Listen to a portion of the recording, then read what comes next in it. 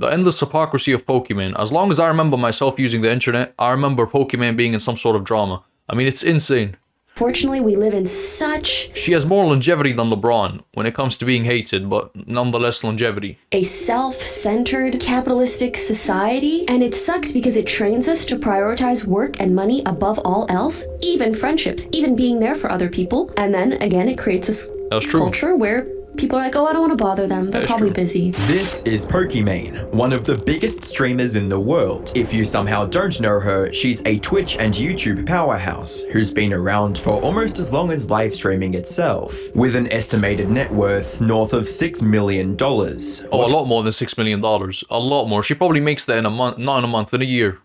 What you're about to look at isn't some random clip taken out of context or a single bad take that went viral. This is a pattern that's been playing out for years, a long trail of contradictions between the image she presents publicly and the reality behind the scenes. When you zoom out, it starts to I've seem always noticed that a lot of female streamers in general, I'm not here to shoot shots at anybody. There's great female streamers, but a lot of them are fake. A lot of them do play into sort of trying to appeal to a weird section of the male audiences, because like it or not, Twitch is a very male dominated space.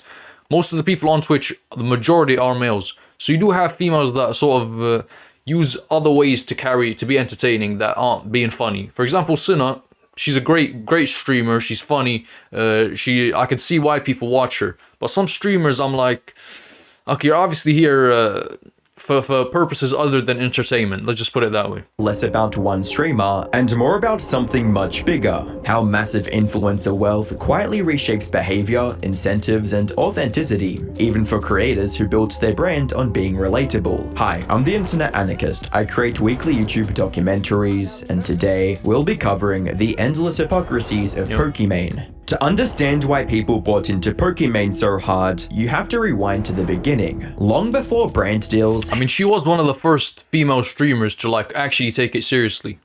headlines, You gotta give it to her. We're not gonna discredit her and sit here and say crap things about her. But obviously, as a female streamer, she a part of her, she has to be entertainment. She can't just be purely a good-looking woman. But obviously, she had to play into that. Not necessarily had to, but when you're posting a video where you're not doing something that's sexual, and when you're posting a video that does do something that's mildly sexual, and you see the disparity between how well they actually perform, it's very hard. Like you can't put yourself in her shoes. If you're a streamer and you're posting content, it's just one small sexual act can get you 20 times the views.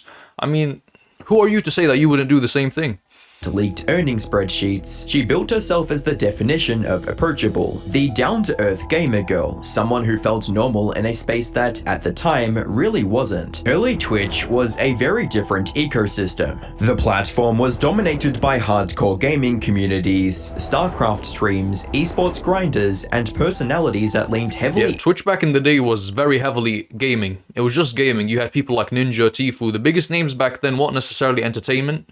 They were more really good at playing a certain video game, and little kids would watch them because they wanted to be like them and play as well as they did. Into niche internet culture. There were far fewer women streaming back then, and even fewer who were able to break through into the mainstream. So when Pokimane showed up, playing games casually, chatting with viewers, and presenting herself as friendly and relatable, it stood out immediately. For a lot of people, she felt accessible in a way most streamers didn't.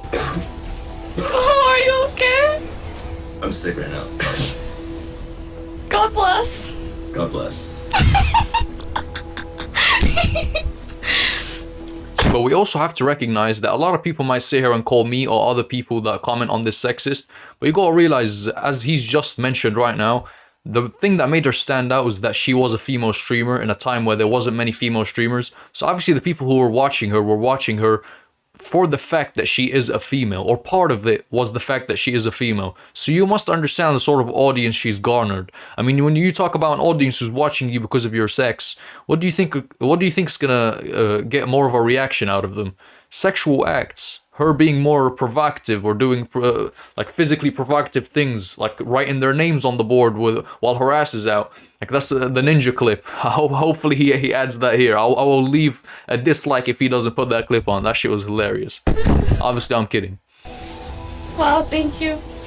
Now, let's be honest, a huge portion of that audience, both now and then, was absolutely parasocial. Some viewers were clearly projecting fantasies onto her and reading way more into the interactions than was healthy. But that part almost doesn't matter. Parasociality has been it should be a big topic of discussion. Now with Twitch, it's more than ever. People think that they have some sort of power over you or your personal life because they watch you.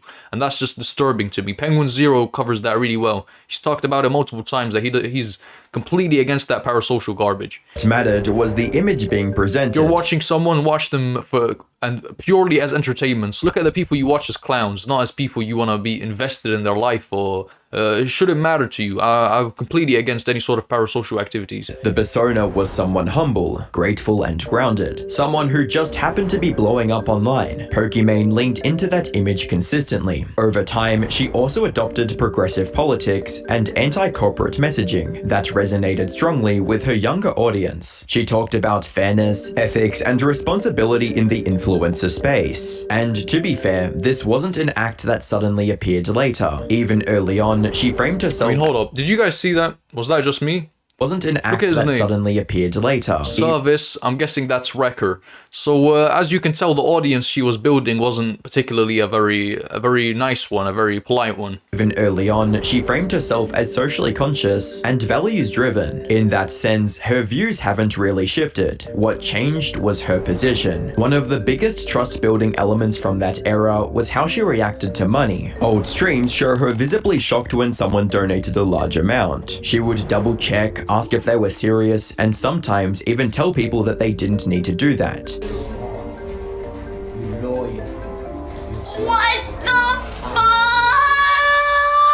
Hey guys. See, this Pokimane was more like authentic. It was more raw. Now the new Pokimane, I'm not saying this to hate on her because obviously she's more polished. Same thing with IShowSpeed. Old IShowSpeed was much more, I mean, the things IShowSpeed has done, I don't understand how that guy's even still on the internet. The who's gonna stop me incident, the him shaking ass, or the him pulling his thing out. Bro, of course it was an accident, but he's had so much controversies, it's insane. Like the new rebrand, this polished Speed who isn't just barking and being obnoxious the whole time, is something I fully support. So I'm not fully against the idea of rebranding in general.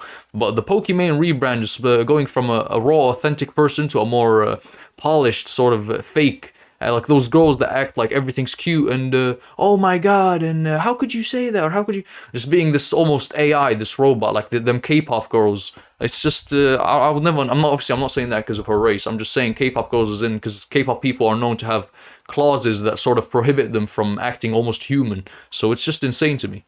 Hope you had a good New Year's in Maine, and I hope 2017 will be a great year. Glad to be a part of the Poke Squad. Oh my god! What the heck? Again, yes, a lot of those donors were likely emotionally attached viewers. That dynamic existed, but her reaction still came across as genuine. It looked like someone who wasn't used to that level of wealth and didn't take it for granted. Then there's the moment from December 2019 that really sums everything up. She's browsing Louis Vuitton, reacting live, when a viewer drops a $2,020 donation. At the time, people found it funny. I don't understand people who donate to streamers. Like, you've got to be a different level of stupid to be donating to a top 100 streamer. If you're donating to any streamer that's in the top 1000, as a matter of fact, you really need a financial advisor, my friend. You're moving very stupid. Those people are far richer than you are. Why are you donating money?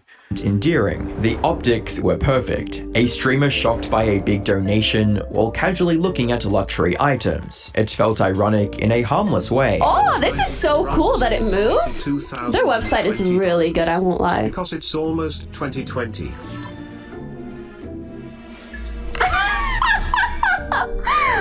You said it for me, dude. Oh, I got a little bit of a oopsie. I got a little bit of a tear.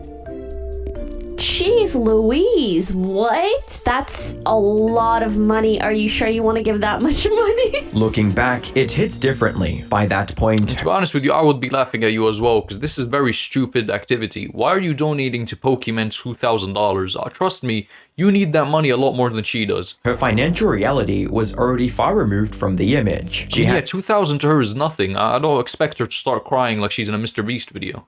I don't expect her to be doing that. had openly turned down a single sponsorship deal worth around $3 million.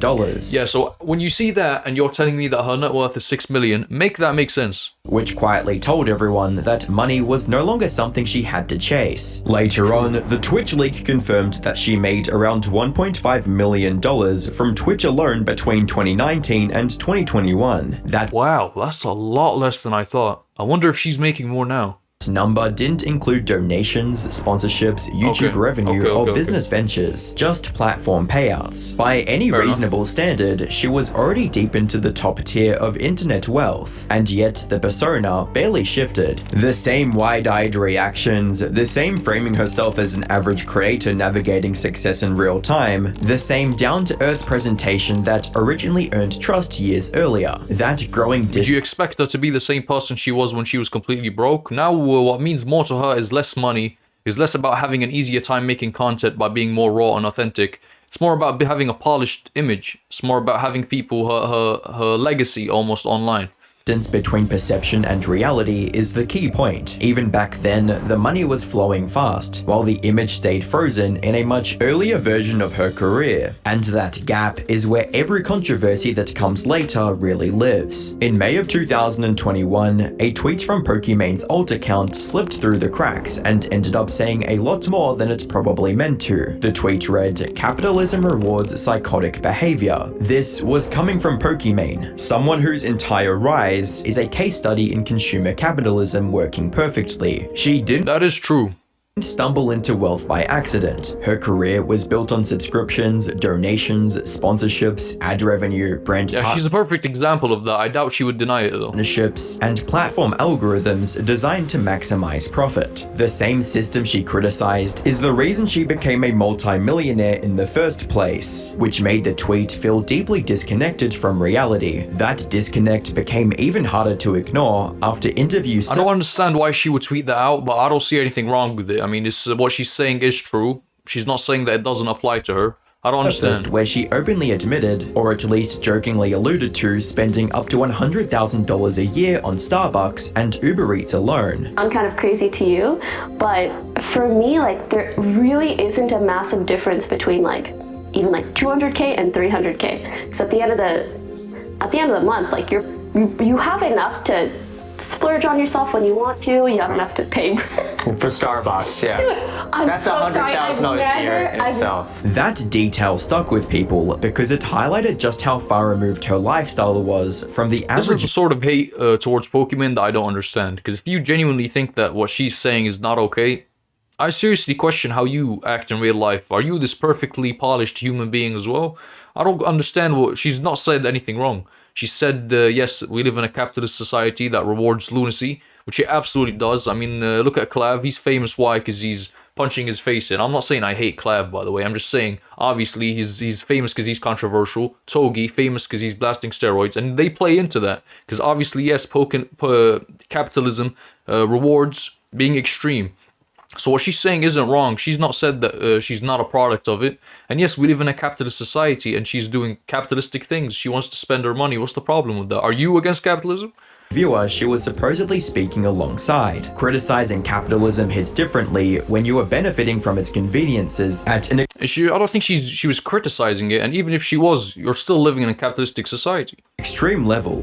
The public reaction was predictable. People started pointing out that she is functionally a walking advertisement. Her streams promote platforms, products, and brands by default. Even her existence online generates value for corporations. Her wealth is not abstract. It comes directly from millions of viewers across the globe consuming her content, engaging with her image, and buying into the ecosystem surrounding her. I understand you can critique something you've benefited from, but you're practically the corporate favorite to place ads on, along with other family-friendly streamers, or used to push merchandise. So you're not just benefiting, you're in bed with it. That is very true. Funny you say that, after you have been using capitalism to your advantage, ever since you started streaming, and making millions of dollars a year from sponsors, and different brands, and your merch, and YouTube videos, and all the subs and donations you get, but whatever. Despite I agree with the guy before this guy a lot more. I think this guy's just a hateful person. He's probably been rejected by a couple girls and he's here to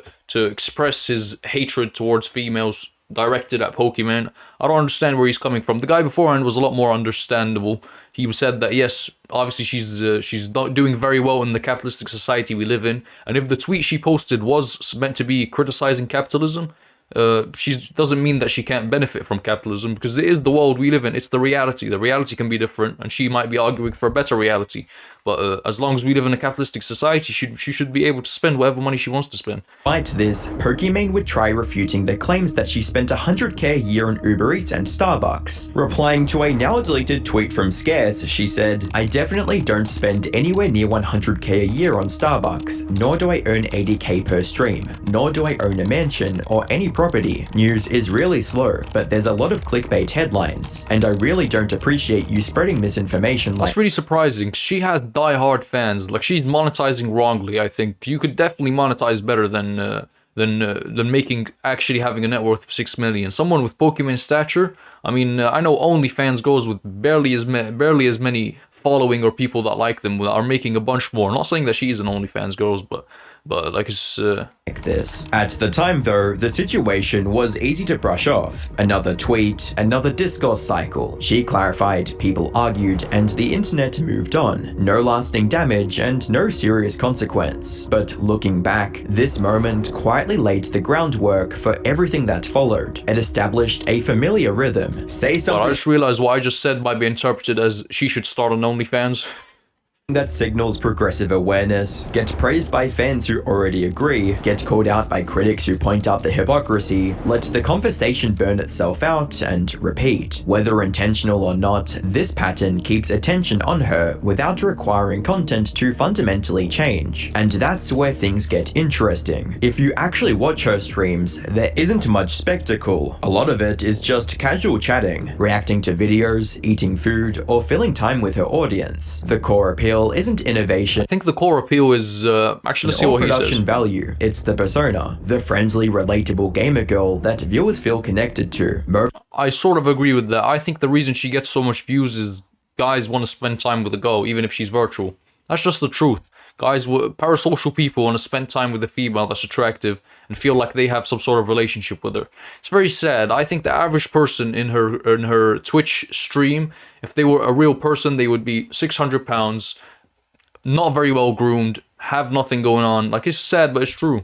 Moments like the capitalism tweet add spice to that formula. They reinforce the idea that she's thoughtful, grounded, and on the side of everyday people, even when the reality doesn't line up. And while she may be the last person who needs to denounce capitalism, saying it anyway helps preserve the illusion that she's still just one of them. By November 2023, the gap between Pokimane's image and reality finally stopped being subtle. That's when she launched Minor Cookies, a snack brand that was supposed to be the next evolution of her ethical thought. You're a broke boy, just say so. Thoughtful creator persona. On paper, it sounded harmless. A streamer launches cookies. Influencers do this kind of thing all the time. The problem was everything that came with it. The pricing alone raised eyebrows immediately. Minor cookies were sold at $28 for a 4-pack. Each bag was about 4 ounces, which I mean, that is very expensive. works out to be roughly $7 per bag. That already felt steep for cookies. But things escalated quickly once people started digging deeper. Internet users discovered that the cookies were nearly identical to Tootsie Midnight Mini Cookies, a product that had previously been sold at Costco for $9.99 per 14-ounce bag. When you break that How much down, is the those? difference is hard to ignore. Minor cookies were effectively a rebranded version of an existing product sold at dramatically higher prices. That's all products though. A lot of products are white labeled, and by white labeled it means that there's a factory in China that businesses approach, and they're like, okay, we want you're already making this product, but we want to put our own logo on it. We want to brand it ourselves. We want it to be something under our name. That's what a white label product is. That's why if you search, for example, I searched for a portable monitor, a portable second monitor. They're all the exact same thing. They might have minor physical redesigns, but they're all the exact same price. They're all the exact same specs, just minor exterior redesigns and just the logo. That's a lot of the products you have today. That's a lot of the products you interact with. So this is 100% one of those products, and you shouldn't be surprised. That's probably what every other YouTuber's product is. They barely have any part to play in the actual process of making the product. They're just there to promote it. markup landed somewhere around 247%. The only meaningful change was the addition of vitamin D3 and new packaging. That was it. Same base ingredients, same concept, but vastly different cost. This is where the controversy could have stayed focused on pricing and transparency. Instead, it blew up because of how Pokimane responded. At first, she would respond to people saying it was just a rebrand, saying, "The batch we're currently shipping were made 3 weeks ago. The cookies they are being compared to were also made by our manufacturer, Creation Foods, which specializes in healthy food. The compared cookies had 1 test batch sold before they were retired. Months later, we partnered with Creation Foods and fell in love with the flavor profile of the Midnight Cookie. We then decided to work together to refine and improve the formula, and we're really happy with the final product." To refine and improve the formula, this is what I'm saying. It's a white labeled product, as with most products that you find online. I'm gonna go take a shower. I'll be right back. Okay, we're back. Let's proceed. Started questioning why the cookies were so expensive. She didn't explain sourcing costs or defend quality. She mocked them. She referred to critics as broke boys and idiots, openly laughing at the idea that people might find her product unaffordable. I've been seeing that a lot. Usually people who get into controversy, instead of actually providing evidence as to why what they're saying is untrue, I mean, this is a very common defense tactic. They just start attacking you instead of making a good point themselves to defend their product or defend their beliefs. They just start mocking you or making, for example, you said something. They just say it again in like a sarcastic voice. Like, you know, that's how you know you're winning an argument. It's 4 bags. That's $7 a bag. I know math is hard. Like, if you're a broke boy, just say so. That moment changed everything. This was a multi-millionaire publicly ridiculing her own audience, many of whom are young and working class, for not being able to afford influencer cookies, the same audience that helped fund her lifestyle through subscriptions, donations, and views. The optics were impossible to defend. The marketing around the product only made it worse. Pokimane claimed she had spent 2 years perfecting the recipe. That statement became... I mean, come on, are you serious? Like, what sort of joke is this? I'm not gonna sit here and defend some crap like this. 2 years perfecting a recipe, passion project. We've just talked about how you've literally ripped off another cookie brand. It's a white labeled product. What do you mean you've been perfecting a recipe? Hard to take seriously once the ingredient lists were compared side to side. The similarities were overwhelming to say the least. What was framed as the exact same nutritional value. Oh my god, this is insane. It's literally the same, except there's vitamin D in this one.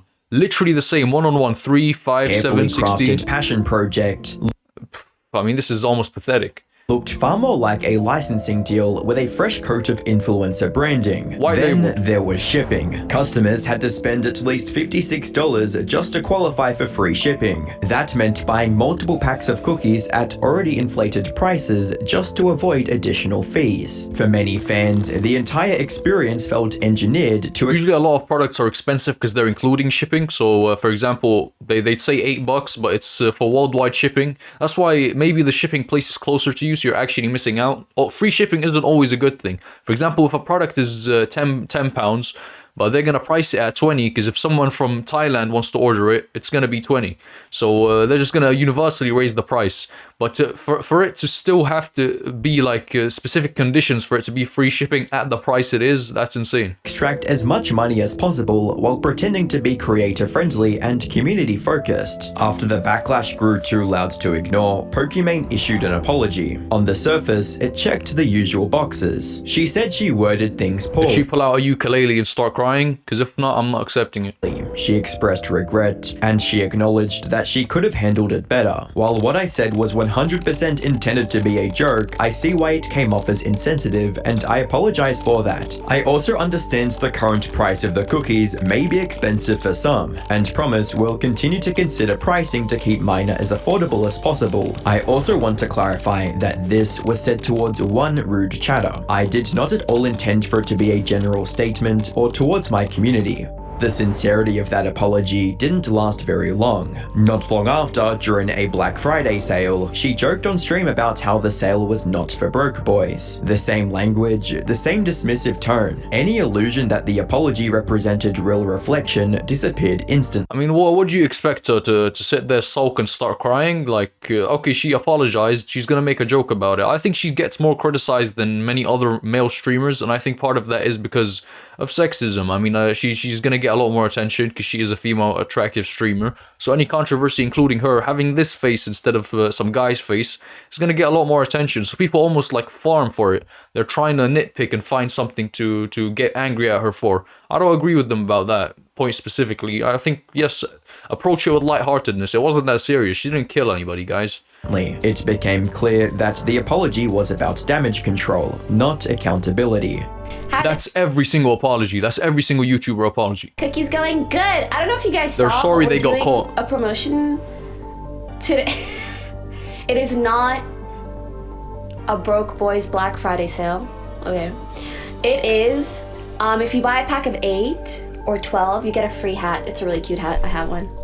But yeah, in case anyone was interested. She really loves calling people broke. Honestly, without her chat or anyone, she would be broke and struggling. She would not be where she is now if it wasn't for her chat. She's honestly a bad person. I don't care what anyone says. I understand that, but a lot of people be playing into that to sort of get even more, to make their chat happy or whatnot. I'll be honest with you, if Pokimane wasn't entertaining or attractive or whatever reason people show up and watch her streams, no one would be watching her. Like, people act like watching a streamer, they're doing a charity case, like they're doing a good deed, like they're donating to them. You're not really donating to them, you're donating for your own purposes, whether it's to feel good, whether it's to get their attention. You're watching them not just because you want to support, you're watching them because they're entertaining. So I don't understand people that treat it like a charity case and think that this stays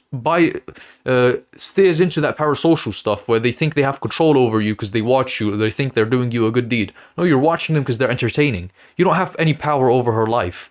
Like, without her chat, yeah, of course, if she didn't have a chat, but she's entertaining enough to have one. That doesn't mean that she has to, for some reason, like, dedicate her life to her chat. This is just parasocial.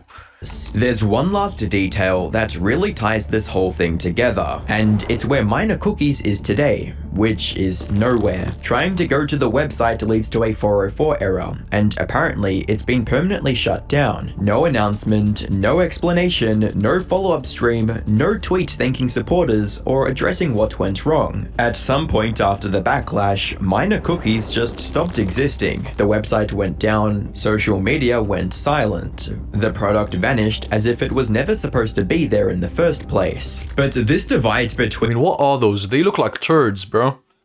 Minor Cookies just stopped look at those. existing. The website went down, social media went God, they silent. look repulsive. The product vanished as if it Like, what is that? Is that supposed to be edible?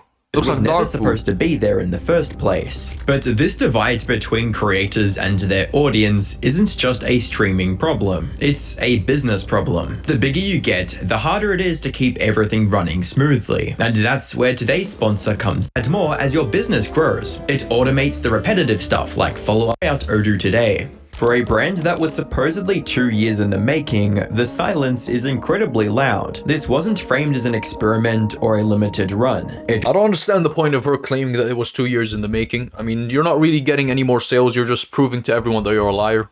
Why would you say that? 2 years in the making? What part of making cookies is 2 years in the making? It was marketed as a serious business venture, one that fans were encouraged to support at premium prices. By April 2025, the contrast had become almost impossible to ignore. Pokimane was in Paris, and this time she wasn't hiding anything. She posted her own footage, TikToks, stream clips, casual vlogs. The kind of content that's meant to feel fun and aspirational, but ends up telling a much bigger story if you just let it play out. The clips show her bouncing between luxury stores like Louis Vuitton, Dior, and Chanel. And not just browsing either. She's discussing Lady Dior bags, weighing color options, sitting in quiet lounges, while staff bring things out like it's routine. This wasn't a special occasion to splurge, it was just another trip. And then, mid-trip, she goes live and starts talking about wealth disparity. On stream, Pokimane starts ranting about how bad wealth inequality is getting. upsetting. She talks about how people hate the rich, how the gap keeps widening, how frustrating it all feels. It's the kind of speech you've heard 1,000 times online, but this time it's happening while she's actively documenting luxury shopping sprees in Paris. Then her friend Jason chimes in and points out the obvious. He reminds her that she's rich too. There's a pause, and then you can almost hear the gears turning. She immediately pivots. She says she didn't mean rich people like her, she meant the ultra rich, the billionaires.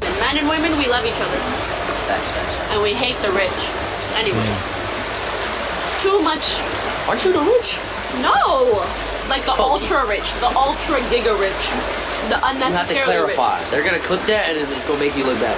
Oh, You the gotta ultra say giga rich. the billionaires. The billionaires. Because you are rich. The Bezos. You can't be saying Yeah, I mean, good observation from Jason. I'm surprised she doesn't. Like, is she not media trained? Come on, you've been on this for years now. I can see why she's always in the news for some sort of controversy. She has like no sense of PR. I'm surprised Jason's doing more for her PR than she is. I'm rich in friendship. Yes. What makes this moment land harder is the context from just weeks earlier. On stream, Pokimane had openly said that Google's estimate of her $6 million net worth was wrong and too low. She didn't give an exact number, but she made it Yeah, I mean, an idiot can realize that. That's obviously clear that it was significantly higher. She also acknowledged that she earns enough to fall into the 50% tax bracket in California. The thing is, I'm taxed 50% every single year that I've lived here, so 6 million? That's not enough. that's incorrect. That's low. Is that recent? This is 20. This is Okay, two- lowest. 50% taxes. Who chooses to live in California? I'm sorry, 50% in taxes? The government should come stream for me, as XUC said. It's crazy. ago. 6 million is not. I mean, that's low for you, is what I mean. He said 6 million. That's low. Twitch contract. You think Twitch will hand me a contract? They don't do it anymore. Yeah. I'm sorry. No, that's okay. That's not a vague flex, that's a very specific level of income. At that point, there's really nothing left to I find it very weird that people online are held to a different standards than people in real life. And people in real life are so flawed. Like, I've seen people say crazy stuff, but when someone like Pokimane saying it, it's all of a sudden this massive deal. Because she's online, she's an online figure. I will never understand that. Like, the same people who criticize her right now are saying much crazier things in person to their friends. So I don't understand, like, yeah, she's rich. What's the problem? Like, interpret. This is someone firmly planted in the top 1 to 2% globally. Someone with the freedom to fly to Paris, shop at Dior, and casually document it for millions of people. And in the middle of that, she's talking about how bad wealth disparity is, and how much we hate the rich. By January 2026, the capitalism rant wasn't a surprise anymore. It was a rerun. That month, Pokimane posted a video criticizing what she called capitalistic society. She talked about how people are trained from a young age to prioritize work and money over everything else. Fortunately, we live in such... so much of the Pokimane hate is people being upset that she's richer than they are. What's the problem exactly? Yes, you can be against the system even if you are part of it. She's a very successful person in a capitalistic society. Doesn't mean she agrees with the capitalism. Doesn't mean you have to be a bum. Like, yes, you can be someone who isn't necessarily full-on capitalist while also not being homeless. What's the problem? Let her spend her money, man. a self-centered capitalistic society. And it sucks because it trains us to prioritize work and money above all else, even friendships, even being there for other people. And then again, it creates this culture where people are like, oh, I don't want to bother them. They're probably busy. Oh, I've heard so many people discuss this,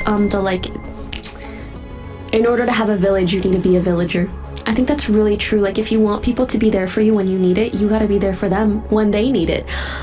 But it's also annoying to even have to, like, convince someone to be there for you so you can be there for them. It's like, it's a whole myriad of things.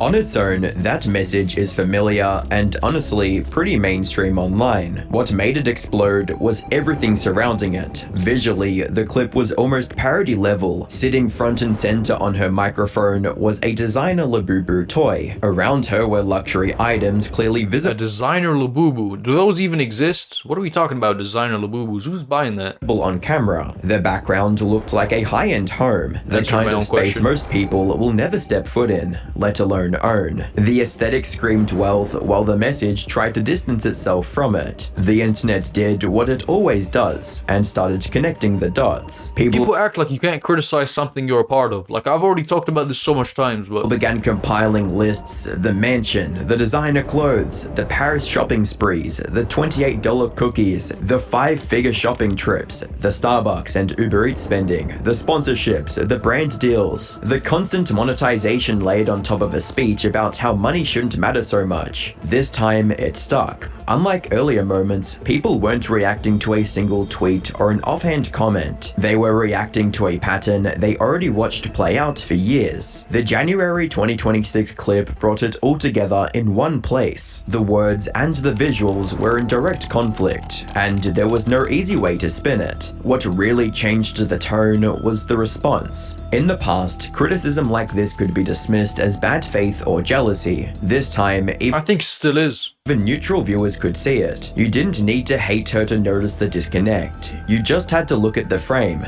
This was the moment where a lot of people stopped calling these incidents mistakes, and negative tweets reacting to this would amount tens of thousands of likes. And okay, anybody who bought a Labubu is very stupid. I'm not saying they're not. They're very, very stupid. But saying that all of this is because she has a Labubu in front, like, okay, she's spending recklessly and she's talking about how capitalism is bad, but at the same time, we live in a capitalistic society. She's criticizing society. She's not criticizing her actions specifically, she's criticizing the world we live in. That's completely normal for me. I don't understand. It's like saying I'm criticizing the way society's run doesn't mean I have to go to the woods and stop living in it. Just because I disagree with how the government's being run, for example, if I were to disagree with how the government's being run, I wouldn't just go live in a forest. Am I not spitting facts? Replies agreeing with the sentiment. Why is it always rich people talking about this kind of stuff? People are literally struggling to buy meals and pay their rent right now, and you're over here selling cookies for $28. I'll tell you why it's always rich people. It's because if there's someone that's notorious enough for you to hear them and to get a good idea of their point of view, they're 100% rich because they have an audience and they can monetize off of that audience. Complaining people aren't there for you. Girl, grow up. Lives in a mansion. Wears designer clothes. Calls her viewers broke boys. Tried selling $28 bags of cookies. Damn, the $28 bag of cookie really is sticking. Addressed them by saying, if you're a broke boy, just say so. Bought a $12,000 engagement ring for herself to LARP. Tries interacting with a working man with limited time once. There's a problem with society. Have you considered you might be the problem? Or did the wall hit too hard? The reason this moment mattered is because it finally crystallized what people had been feeling for. I really do want to see the people that hate her what they look like, because they must have such a sad fucking life, bro. Like, she's doing something so normal. I don't understand. For a long time. This wasn't about growth or self. Is it just me, or are you guys on the hate train as well? I don't understand, man. Awareness. It was about maintaining an image that no longer matched reality, even as the gap kept getting wider. At this point, the pattern is clear enough that you can almost set your watch to it. Every controversy follows the same cycle, and once you see it laid out, it becomes impossible to unsee. It always starts the same way. Step 1 is a progressive or anti-wealth statement. Capitalism is bad. The rich are the problem. Society prioritizes money too much. These talking points land perfectly with a young online audience that already feels squeezed and frustrated. Step 2 follows immediately. People point out the contradiction. They bring up the mansion, the designer shopping, the 7-figure earnings, and the luxury lifestyle that directly clashes with the message being preached. That's when step 3 kicks in. Deflection. Critics get dismissed as haters, jealous, or bad faith. Sometimes the argument quietly shifts. Sometimes the language tightens, which leads directly into the most reliable fallback defense she uses every time, the not that rich argument. Over and over. Yeah, if she's really sat here claiming that she's not that rich, what are you talking about? No, you are considered rich by literally every single metric. Pokimane reframes the conversation as millionaires versus billionaires. The implication that wealth only becomes morally relevant once you cross into the 9 or 10 figures. Anyone below that line gets grouped in with regular people just That's funny to even think about. If you make $10,000 and $20,000 a year, those are very, very big. I mean, 10 and 20 is quite low, to be honest with you. Like $40,000 and $50,000 a year, that's a big difference in lifestyle. If you're making $40,000 versus $50,000. Doing fine. The problem is... So to sit here and say that 99 million compared to 40,000 is similar in the same group. It's almost comical. That this framing collapses under even basic scrutiny. To the overwhelming majority of people, someone worth anywhere from $6 to $20 million is extraordinarily wealthy. The average American earns roughly $1.7 million over their entire lifetime before taxes. That means that her net... Hold on, let me see that actually. Let me get a better look at that. Okay, overall, the median lifetime earnings of all workers are 1.7 million. Wow, that is extremely low. Which is just under 42,000 per year. Okay, over a 40-year career, those do.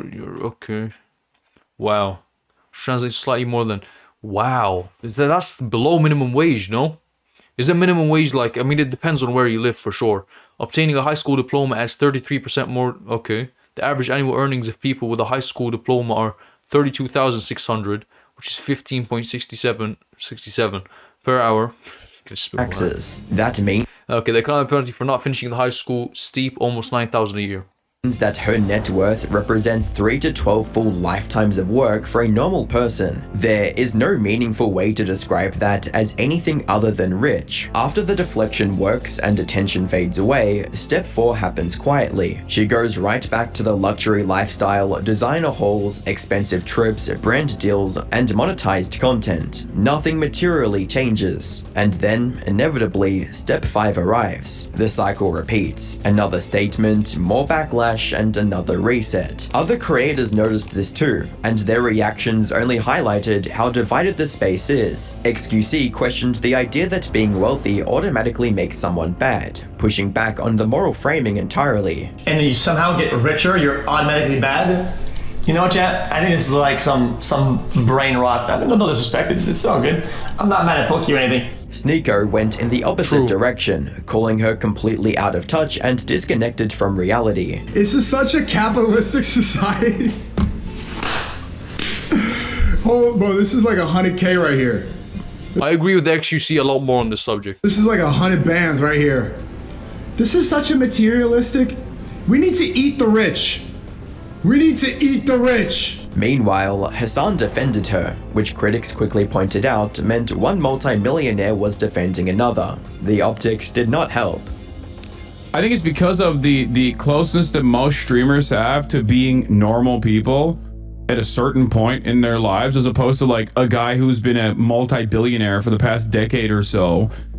Most streamers have a much nicer and much better understanding of what it used to be like when they didn't have fucking money. It's very true. And therefore have takes like this. You want rich people to have takes like this. It's very fucking annoying that people yell at rich people that have takes like this. The unnecessary. You have to clarify. They're gonna clip that and it's gonna make you look bad. Oh. You gotta say the billionaires. The billionaires. Because you are rich. The Bezos. You can't be. I mean, he was right, and they did clip it, regardless. This is literally her being less dumb than everyone else in the room, explaining the difference between millionaires and the ultra-rich who control the country even out of office is so stupid. No, you don't understand, brother. You don't understand. It's actually Pokimane that is responsible for the disparity of wealth in this country.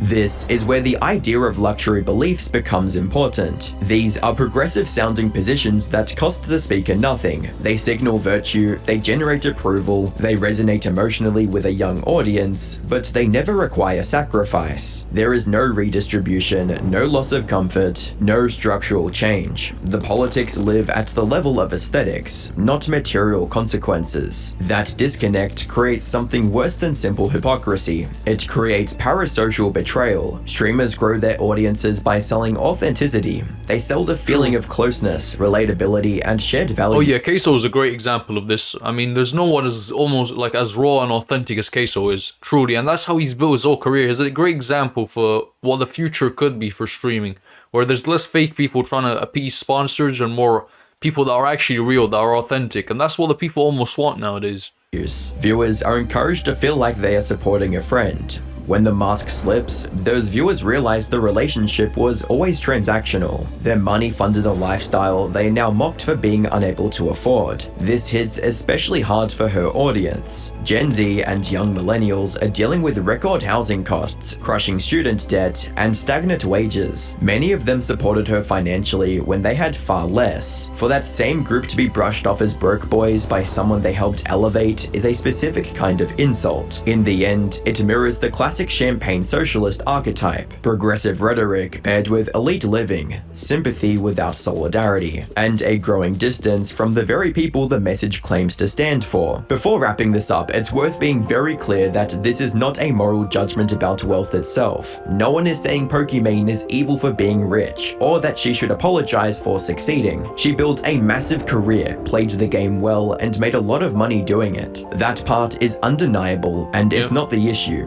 The issue is the disconnect, the repeated gap between what she says publicly and how she lives privately. A gap that hasn't appeared once or twice, but consistently over the past 5 years. It's true, she obviously has more like socialist beliefs, but at the same time, she's someone who's at the top of the capitalist game.